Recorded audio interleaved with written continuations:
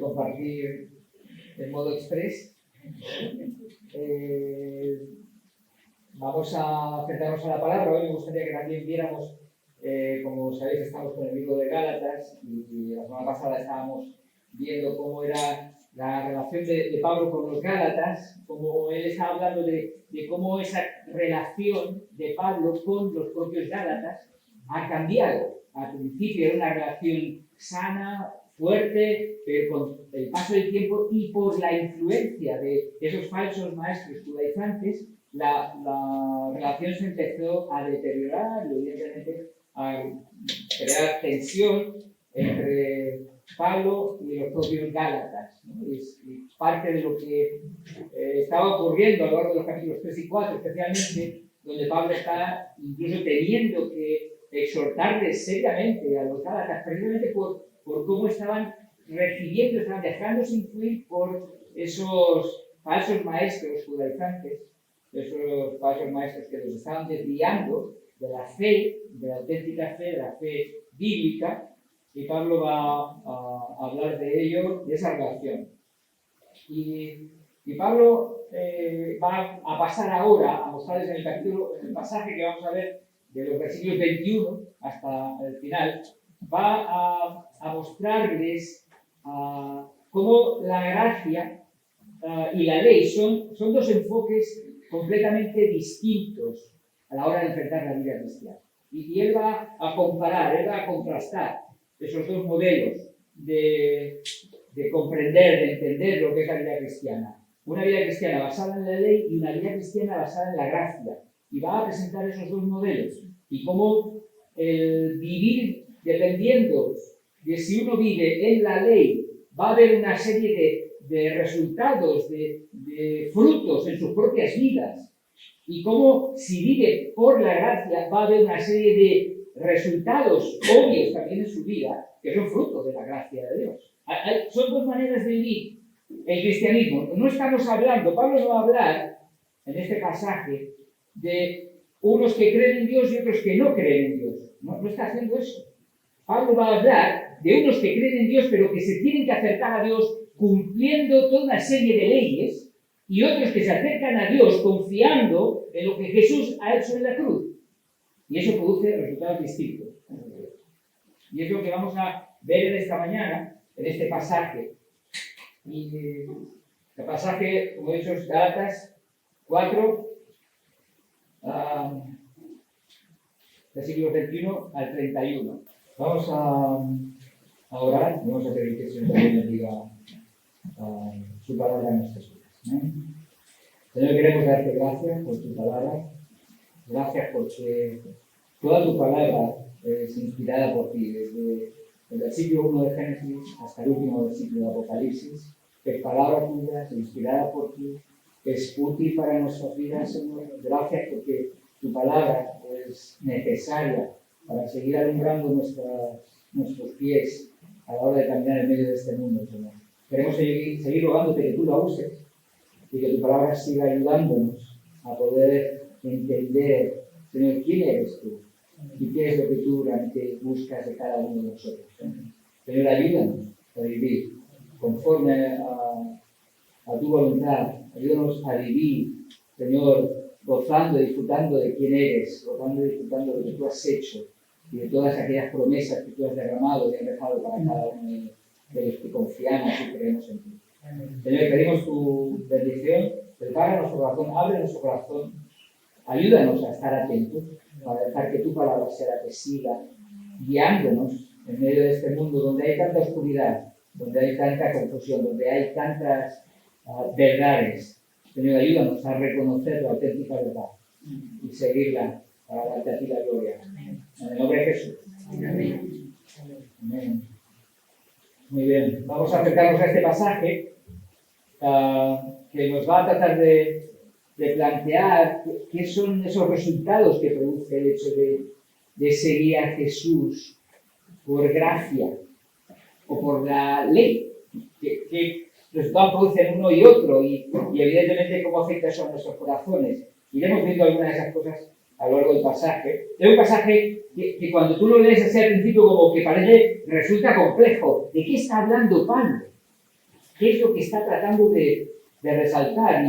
Y vamos a ir viendo, en la medida que nos vayamos acercando al pasaje. Pablo empieza en el versículo 21, dice: decidme los que queréis estar bajo la ley. ¿No habéis oído la ley? Pablo, ¿a quién se está dirigiendo? A los gálatas que estaban influidos tratando de acercarse a aquellas enseñanzas, falsas enseñanzas que los judaizantes estaban tratando de transmitirles y de decirles: no, esto es mejor, Cristo hace falta, sí, es bueno Cristo, pero además hace falta esto. Ese es el daño diabólico de ellos. Cristo más. No, eso es una falsa enseñanza. Eso es herejía. Solo Cristo salva. Ese es el mensaje por el cual está Pablo luchando, por el cual Pablo está también tratando en muchos momentos de manera severa la confusión de los propios gálatas. Y está diciendo: ¿no os dais cuenta? Ahora, me dirijo a vosotros, les va a decir en el versículo 21. Vosotros que ahora mismo estáis queriendo abandonar a Cristo, solo Cristo, para usar ahora o añadirle a Cristo todas esas legislaciones judías que ya nos sirven, me dirijo a vosotros. ¿Y qué les va a decir? Dice: ¿no habéis leído?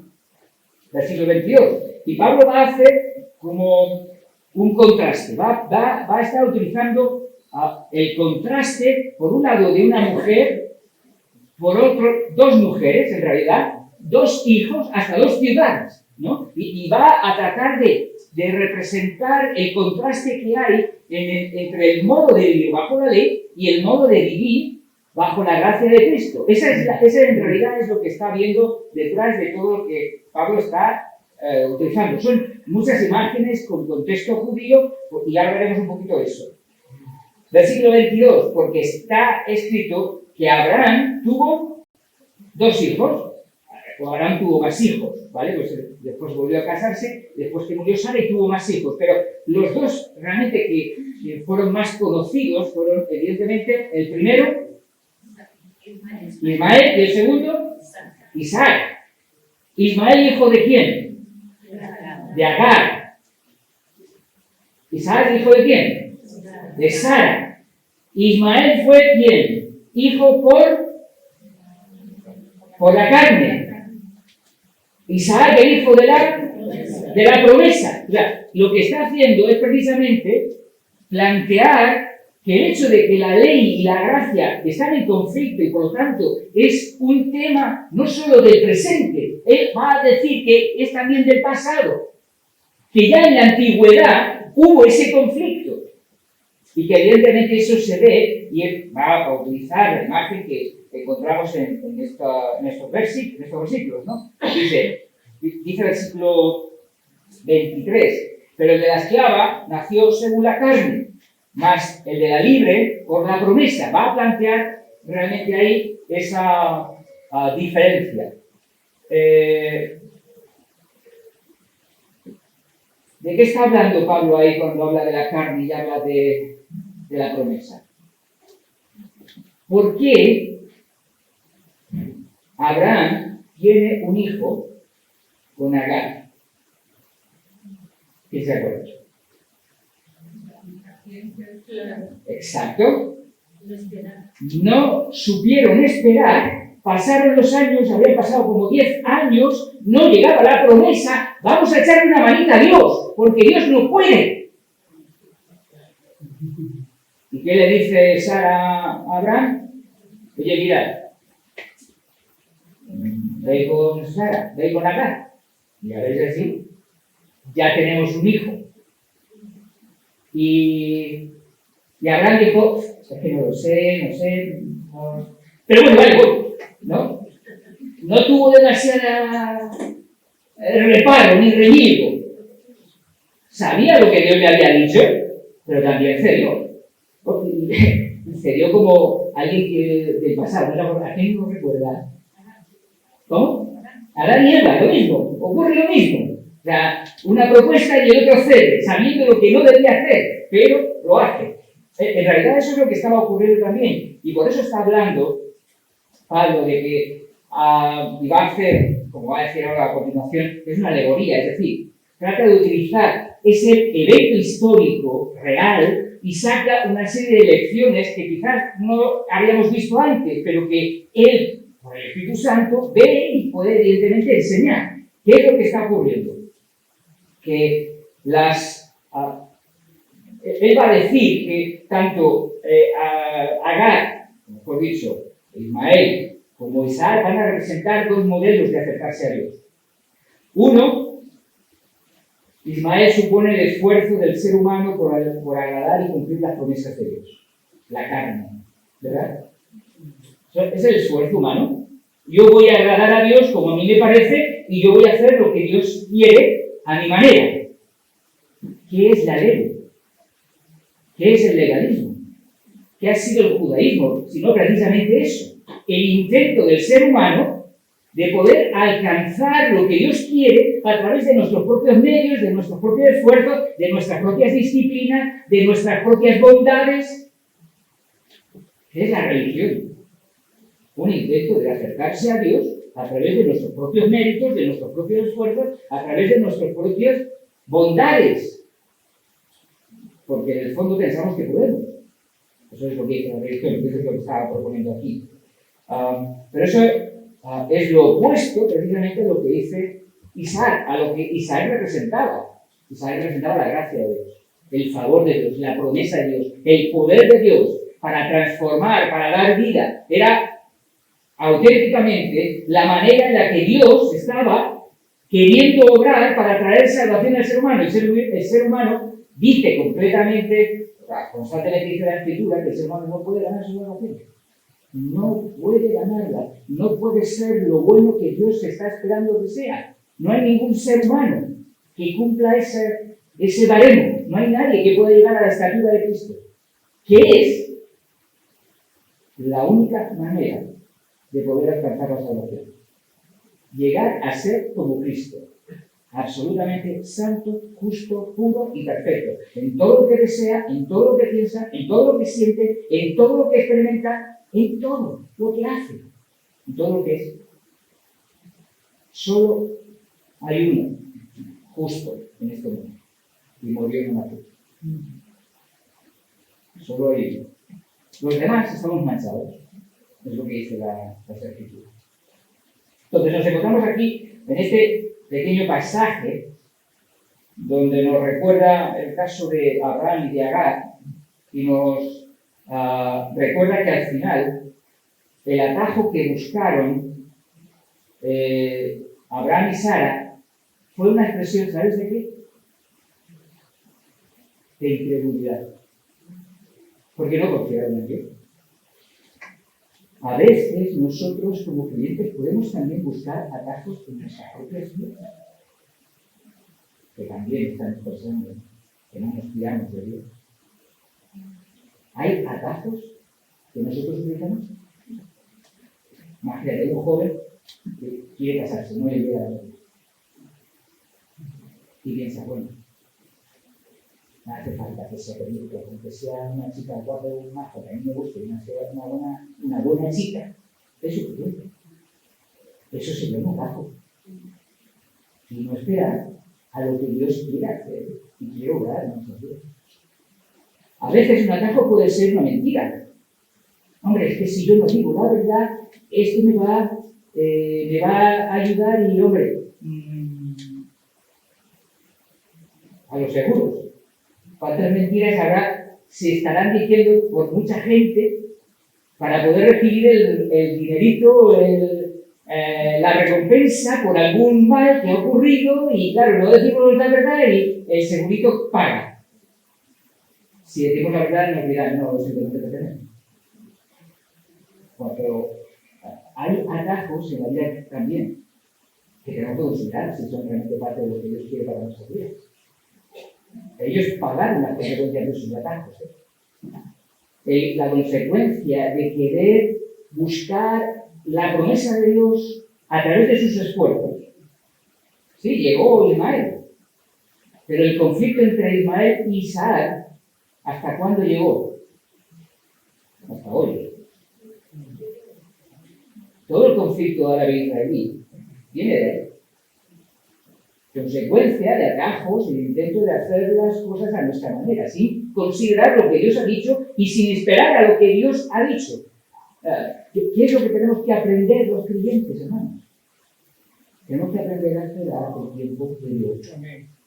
Y tenemos que aprender a esperar en fe, sabiendo que lo que Dios tiene para nosotros es lo mejor, pero en el tiempo de Dios.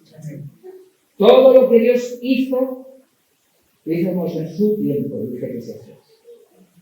Hay un tiempo en el que Dios obra y lo hace para nuestro bien. Y hay un tiempo en el que Dios calla y lo hace para nuestro bien. Y en medio de esos momentos en los que tenemos que aprender a esperar, en fe, diciendo, Señor, tú estás a control, tú sabes todo, yo no lo entiendo, hay cosas que no lo entiendo, pero yo sé que tú sí lo entiendes. Y eso es lo que me basta. Saber quién eres tú y que tú estás al control.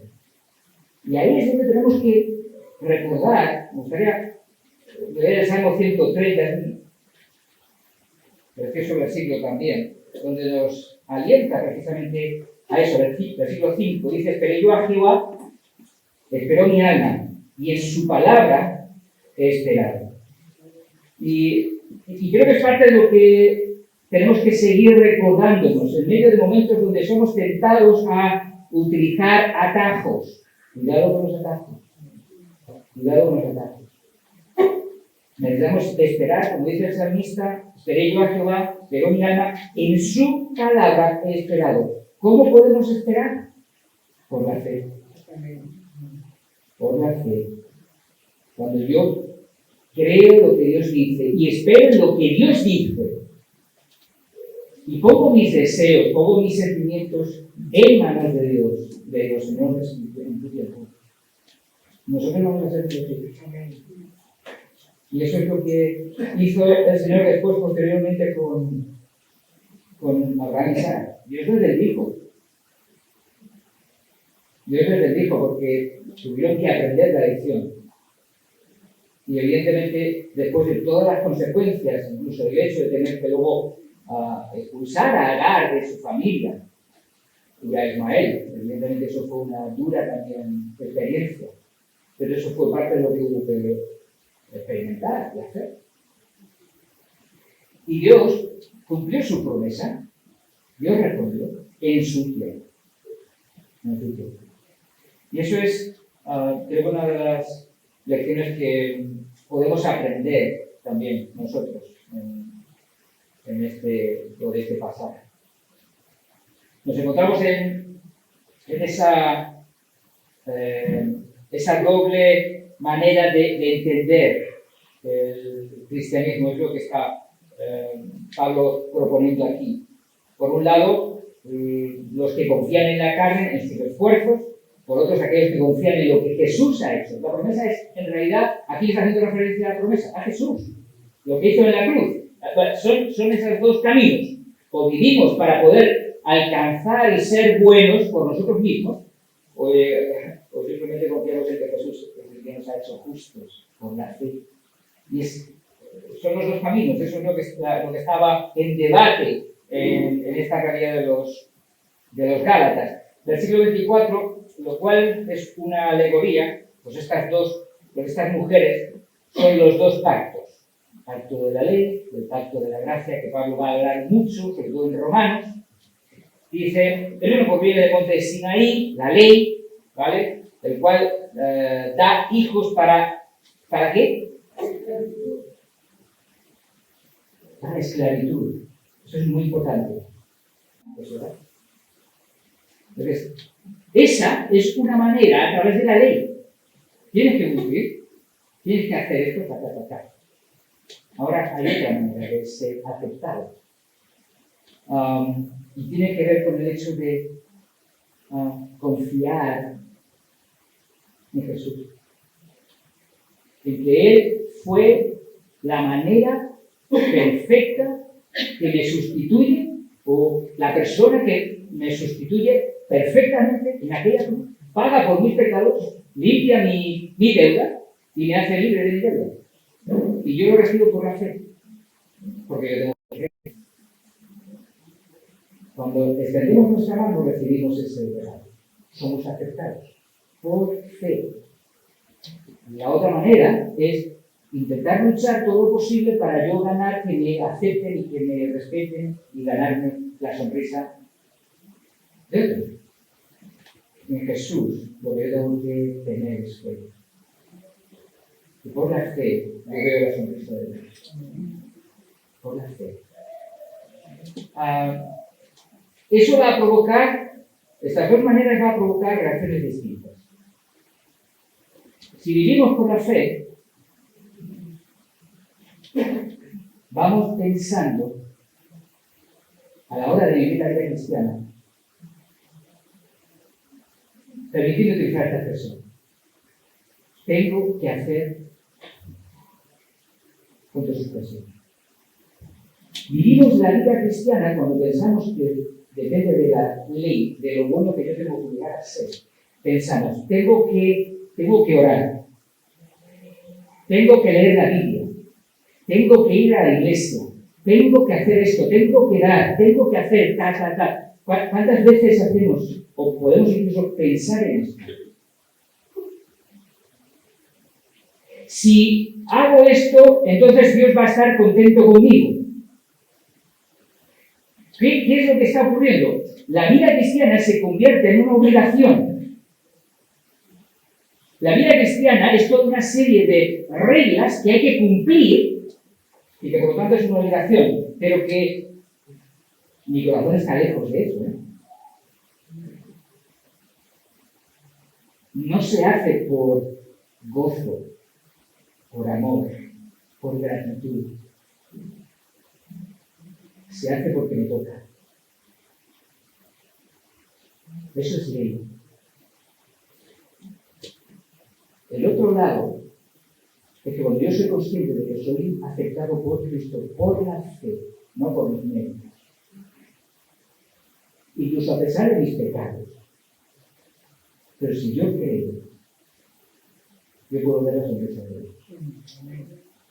Y en mí hay un proceso que Dios obra y va trabajando, va transformando, va cambiando, para llevarme a que cada vez yo desee leer la Biblia.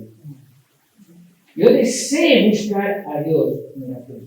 Yo deseo estar con mis hermanos, compartiendo con ellos, disfrutando de unos y de otros, siendo edificado por ellos porque van a bendecir mi vida, como estamos hablando los jueves.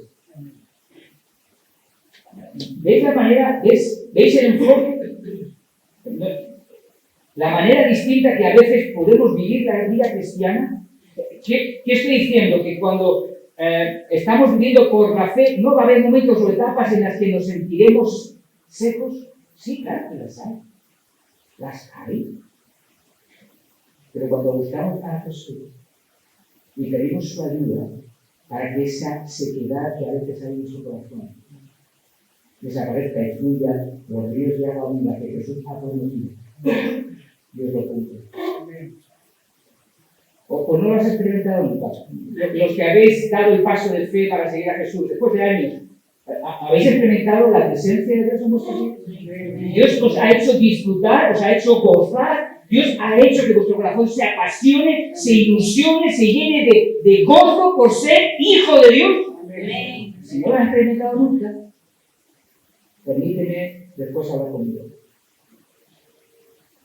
Si tú nunca has experimentado eso, de lo que yo estoy hablando ahora, habla conmigo.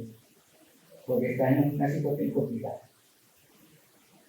Seguir a Jesús, seguir por la fe, es lo que nos va a llevar a vivir una vida de gratitud, de asombro, porque yo, siendo quien soy, estoy recibiendo la misericordia de Dios, que no la merezco. Eso es la fe. Eso es lo que hace Jesús en nuestras vidas. Cuando vivimos por gracia, vivimos queriendo darle gracias a Dios. No pagarle nada, no ganar nada, sino darle gracias porque ya ha dado. Y eso es una vida completamente llena de alegría, con sus baches, porque como dice el Salmo 23, aunque ande en valle de sombra de muerte, no temeré mal alguno, porque tú estás conmigo. Pero el valle está ahí. Pero el valle está. Pero el Señor quiere estar ahí a nosotros y bendecirnos. Y Él quiere hacer y cumplir sus propósitos en estas vidas. Y creo que eso es la parte de lo que me gustaría animarte. Y creo que es lo que Pablo está tratando de resaltar a los Gálatas y le está tratando de decir. ¿No os dais cuenta que vivir bajo la ley es esclavitud? No es eso. Lo que necesitamos es vivir por fe, confiados en las promesas, en lo que Jesús ha hecho, en quién es Él, no en lo que tú eres, sino en lo que es Él. Y eso es precisamente lo que yo creo que también nosotros hoy tenemos que seguir recordando. Y de hecho, cuando vivimos bajo la ley, con ese intento de ganarnos el favor de Dios, nuestra relación no solo con Dios es diferente, porque como estaba diciendo, sentimos que nos aceptamos, sentimos que somos aceptados por Dios si cumplimos toda una serie de reglas. Por la gracia sabemos que somos aceptados por la fe, porque al buscar a Dios entendemos que Él ha perdonado todos nuestros pecados. Que cuando caemos, ¿qué es lo que tenemos que hacer? Ir a tomar la gracia. Arrepiéntete. Confiesa tu pecado. Busca el perdón de Dios. Y Dios derrama de su gracia sobre ti. Y su misericordia y su gozo se vuelve a experimentar y a disfrutar. Eso es parte de lo que el Señor hace. Entonces, pero no solo experimentamos esa diferencia o esas bondades de Dios cuando nos acercamos a Él. Lo diré de otra manera. Vemos dos modelos. Esos dos modelos producen reacciones distintas cuando nos acercamos a Dios, pero también producen reacciones distintas cuando nos miramos a nosotros mismos.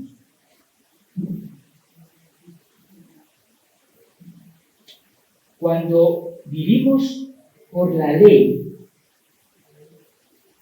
tratamos de ocultar nuestras vidas. Tratamos de solo mostrar lo que a nosotros nos parece, nos gusta. Lo que es aceptable por los demás. Es decir, vivimos una fachada, porque queremos dar una imagen. Porque pensamos que los demás están buscando a alguien, gente agradable y a la que, evidentemente, con la que se puedan relacionar. Cuando vivimos por la gracia, ya no estamos tan desesperados porque los demás piensen bien de nosotros. De hecho, cuando vivimos por la gracia, podemos llegar a pensar, cuando alguien nos critica, mira, este no sabe ni la mitad de lo que hay en mi corazón. Este es solo de una parte. Pero hay tanto en mí. ¿Veis la diferencia? Yo puedo vivir por la gracia con mis pecados, con mis defectos, con todo aquello que no me gusta de mí mismo. Cuando yo vivo por la ley, no puedo tolerar que nadie amenace mi autoimagen. Necesito sentirme a gusto conmigo mismo. Porque tengo que demostrar delante de Dios que soy aceptado. No sé si tendría que extenderme con esta idea, pero creo que es algo que el hecho de que podamos vivir en la gracia trae libertad, hermanos. Trae libertad a nuestras vidas. Vivir en la ley trae esclavitud, temores, miedos. Vivir en la gracia trae libertad. Me libera incluso de mí mismo. Para vivir para la gloria de Dios. Y eso es el mensaje cristiano. Entonces, todos los capítulos que estamos leyendo de este libro, al final lo que estamos viendo es precisamente el Evangelio. Y espero que el Señor esté alentando tu corazón, ayudándote a crecer, a descubrir que no hay mejor camino que seguir a Jesús, que confiar en Él, que depender de sus promesas, que esperar en sus promesas, en su tiempo, en el tiempo de Dios, y disfrutar de su presencia. Porque Dios es el que ha venido a hacer que nuestras vidas sean vidas que tengan sentido, que tengan valor, que tengan esperanza, donde podemos experimentar el gozo aun en medio de las dificultades de la vida. Eso solo lo hace Jesús por la fe. Solo Jesús por la fe. Así que si hay alguno aquí que todavía no has tomado la decisión, si hay algo que me gustaría hacer con todo mi corazón es animarte a que tomes la decisión tuya. La decisión más importante de esta vida es qué hacemos con Dios. Porque al final, cuando partamos de este mundo, vamos a ponernos delante de Él, de nuestro Señor. Y Él nos va a preguntar, ¿por qué tengo que dejarte entrar en mi reino? ¿Qué le vas a decir? ¿Porque has sido bueno? Esa no es la respuesta. La única respuesta válida es porque he confiado en ti, Jesús. Porque he confiado en ti. Señor, gracias por tu palabra, por bendecirnos, Señor, por habernos, Señor, llamado, habernos, Señor, amado como lo has hecho. Nos cuesta, Señor, entender las implicaciones de tu muerte en la tierra. Tú siendo Dios, Señor, muriendo en una cruz que nos pertenece a nosotros. Señor, no llegamos a verlo, no llegamos a entenderlo. Si lo entendiéramos, no pararíamos de saltar de gozo y de alegría por tu cosa. Ayúdanos a crecer en descubrir todo eso que tú has hecho por nuestras vidas. Ayúdanos a que seguirte a ti sea una experiencia real, viva, fresca. Señor, apasiona nuestros corazones por entender tu gran amor y tu gran misericordia por nuestras vidas. Señor, ayúdanos. No queremos ser piedras frías. Queremos ser, Señor, corazones ardientes para tu gloria. Señor, llena nuestro corazón de esa pasión, Señor, que experimentan todas aquellas multitudes en los cielos que están cantándote, alabándote con todo el gozo, reconociendo tu gloria, reconociendo tu majestad, Señor, disfrutando de tu presencia. Señor, ayúdanos, tú nos conoces, a cada uno, sabes qué es lo que necesitamos. Pedimos, Señor, que tú nos ayudes. Señor, ayúdanos, que necesitamos. Ayuda a tu pueblo, ayuda a aquellos que están aquí a nuestro alrededor, a aquellos amigos nuestros, Señor, que anhelamos, deseamos que llegue un día a conocer, a entender. Trata con sus corazones, trata con sus vidas, ayúdales a ver lo que no ven. Señor, ayúdales. Transforma sus corazones llenos de gozo por ti, Jesús. Amén. Señor, pedimos tu ayuda. Gracias por este tiempo. Gracias por todo lo que tú vas a seguir haciendo. Porque tu mano no se ha cortado. Tu mano no se ha cortado. A ti sea la gloria. En el nombre de Jesús. Amén.